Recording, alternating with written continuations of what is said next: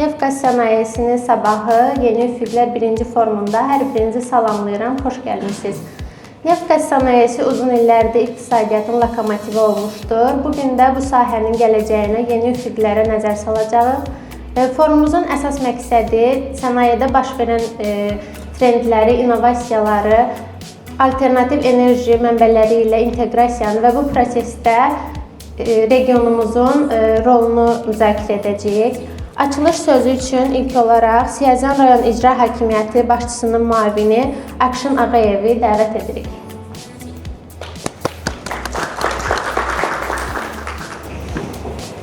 Hörmətli tədbir iştirakçıları, hörmətli qonaqlar. Bugün rayonumuzda rayon icra hakimiyyətinin dəstəyi ilə Education Training Service MMC tərəfindən neft-qaz sənayesinin sabahı Yeni Üfüqlər 1-ci forumu keçirilir. Mövzu bizim hamımıza yaxın bir mövzudur. Ona görə ki, rayonumuzun təşəkkül tapmasında bilavasitə neft sahəsinin əhəmiyyətli rol oynamışdır. Belə ki, ölkəmizin neft sənayesində Siyəzən neft NGC-nin də öz yeri vardır. İnanırıq ki, bu inkişaf davamlı, daha da sürətli olacaqdır. Belə bir tədbirin bizim rayonumuzda keçirilməsi yüksək dəyərləndirilir və forumun işinə müvəffəqiyyətlər arzulayırıq. Xoş gəlmişsiniz.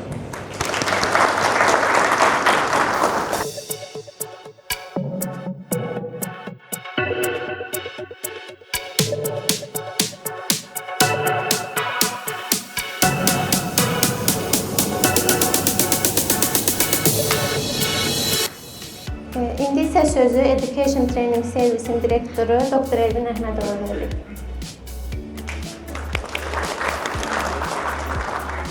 Əziz həmvətənlərim, əziz Siyəzənli həmkarlar, dəyərli qonaqlar, xanımlar və cənablar, hər birinizi bu görüşdə, bu forumda salamlayırıq və sizə gözəl bir gün arzulayırıq. Bugün doğrudan da rayonumuzun neft sənayesində roluna baxsaq, hətta 37-ci illərdən başlayaraq böyük bir rola sahibdir. Mövzu da buna uyğun olaraq təsadüfi deyil ki, yəni bu bizim gələcəyimizdə neft-qaz sahəsində yeni üfüqlərdə təbii ki, Siyəzən neft-qaz çıxarma idarəsində rolu böyükdür.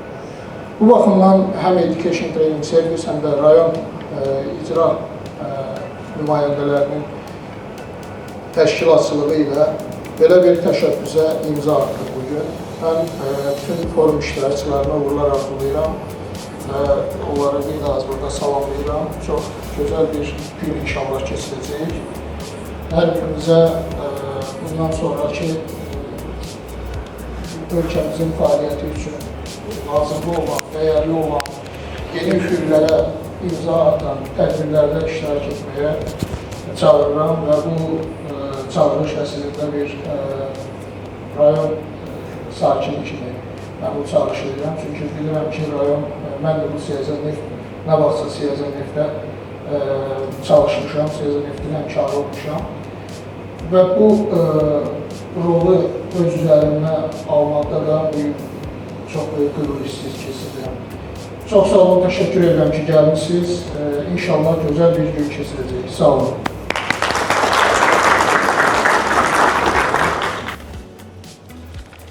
İndi YAP Siyəzən rayon təşkilatının sədri Samir Başıyevi dəvət edirik. Hörmətli tədbir iştirakçıları, hər kəsi salamlayıram. Elvin müəllimə minnətdarlıq bildirirəm və ona o cümlədən qonaqlarımızın hər birinə xoş gəlmisiniz deyirəm və fəaliyyətlərində də uğurlar arzu edirəm. Yəni, neftlə bağlı təbiidir ki, bugünkü forum olduqca əhəmiyyətlidir. Təbiidir ki, burada müxtəlif sahələrdə çalışan insanlar da var. Və bəzən sual verə bilərik ki, bu mövzu bizi əlaqədar edirmi? Təbiidir. Amma dərindən düşünəndə bugün müstəqil Azərbaycanın belə desək, varlığı dolayısıyla bizim təbii sərvətimiz olan, ən böyük təbii sərvətimiz olan neft və qazla bağlıdır. Neft-qaz sənayesi bugün Azərbaycanda müxtəlif sahələrə, sosial-iqtisadi sahələrə təsir göstərməklə yanaşı, eyni zamanda bizim hərbi gücümüzü, xarici siyasətimizdəki istiqamətimizi belə müəyyən edir. Və bugün həqiqətən də bu məsələnin müzakirə olunması belə desək, yeni planların müzakirə olması böyük əhəmiyyət daşıyır. Education Training Service 2023-cü ildə yaradılıb. Mən həmin Education Training Service'in həm təsisçisi, həm də onun direktoruyam və burada bizim direktor müavini və həmkarlarımız əyləşib. Bu ümumiyyətcə qurmaqda məqsəd biz görürdük ki, çoxlu seminarlar, tələbələrlə işlədikdə biz hiss edirdik ki, sənaye və universitetlər arasında deyərdim, böyük həcmli bir boşluqlar var idi. Təlimlər təşkil etmişik. 16-17 tərəfdaşımız artıq var. Tərəfdaşlarımız artmaqdadır. Çox sağ olsun Siyəzən rayon İcra Hakimiyyəti və Yeni Azərbaycan Partiyası, Siyəzən təşkilatı.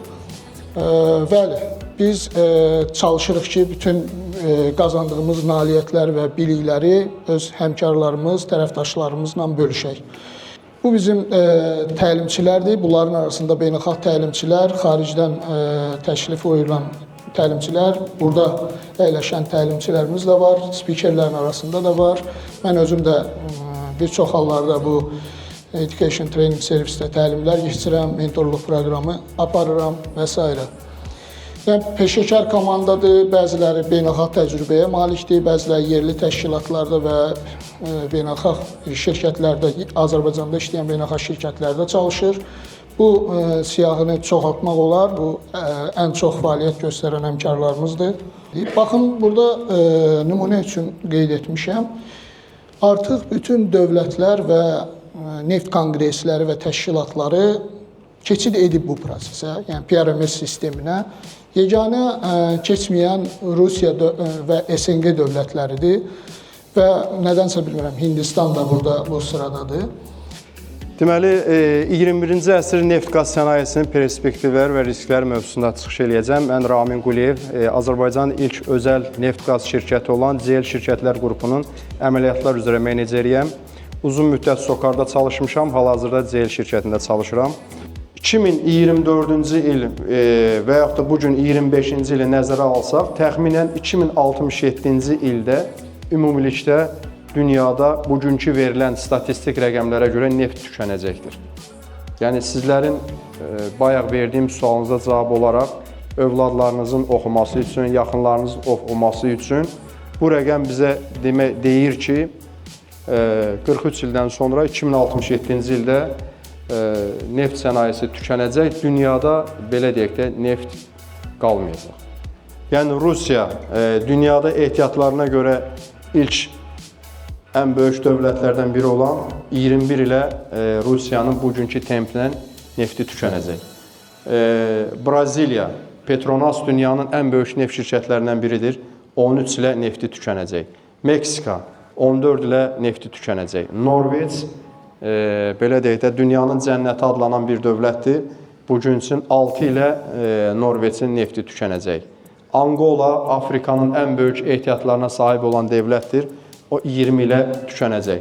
Ərəb ölkələrinin hardasa, belə deyək də, qəbul etmək olar. Çünki 88 il, 93 il, 115 il, İranda 130 il. Bunlar hardasa, belə deyək də, biraz qanuna uyğunluq gəlir. Amma digər bu dövlətlərin rəqəmləri bu bir daha bizi göstərir ki, yəni bu günləri bizim bildiklərimiz tamamilə bildiklərimizin əksidir.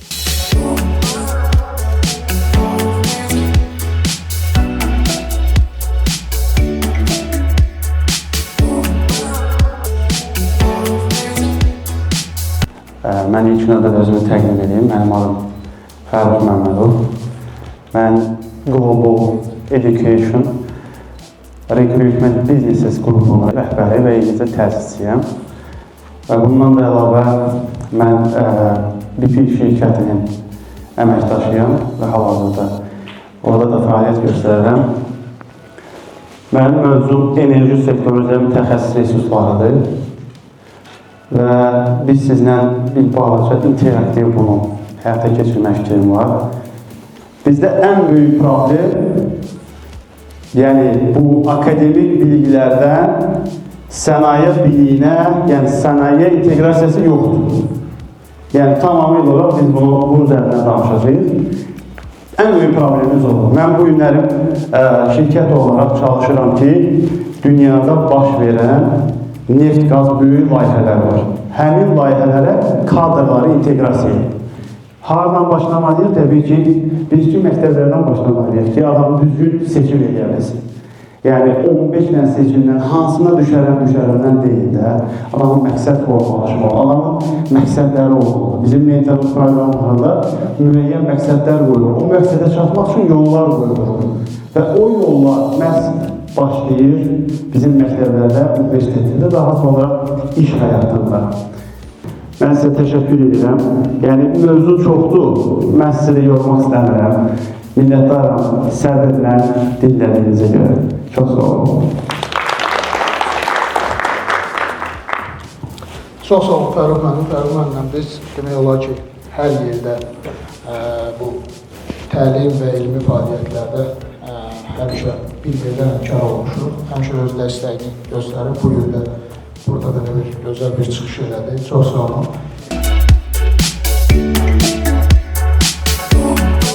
Özümü təqdim edeyim. Mən Lamiyə Hüseynova, psixoloq, psixoterapevt və psixoloji araşdırmalar üzrə tədqiqatçıyam. Bugün sizə mən burada strateji planlamalardan, texniki göstəricilərdən, ümumiyyətlə iqtisadi planlamalardan deyil də bütün bunların arxasında dayanan daha böyük bir gücdən, yəni insan amilindən danışacağam.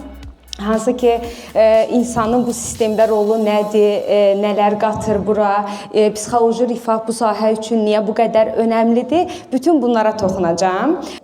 Sağlam işçi dayanıqlı inkişaf deməkdir və burada onların emosional zəkasını gücləndirmək üçün, həmçində öz emosional zəkamızı gücləndirmək üçün davamlı öz düşüncələrimizə baxmalıyıq. Ümumiyyətlə, gəlin belə danışaq, başımıza gələn hadisələr birbaşa bizdə bir nəticəyə səbəb ola bilməz.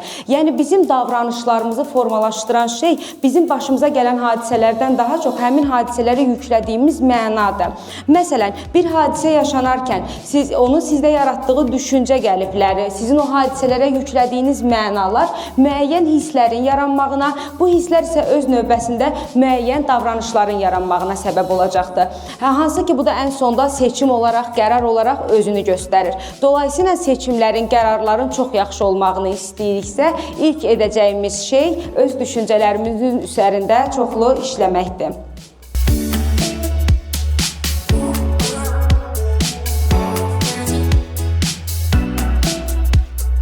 Sizə də bir hədiyyəmiz var. Uğur açarını istəyirik sizdən bölüşək. Gənclərə tövsiyə edin.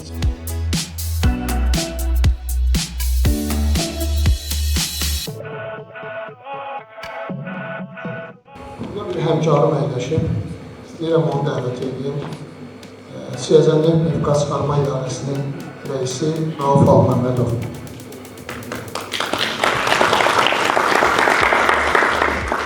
İlk öncə Rauf müəllim istəyərdim bir fikirlərinizi alın. Siyəzən neftdən nə qədər bunun köməyi oldu, bəlkə də belə bir mütənəsilərimiz. Ümumiyyətlə, forum barədə fikirləriniz, bu təşəbbüsü fikirləriniz maraqlı olmalı. Şəxsən mənim üçün faydalı oldu. Hesab edirəm ki, digərlər üçün də faydalı oldu. Təşəkkür edirəm. Çox sağ olun. Bir də ki, arzulayıram ki, davamlı olsun.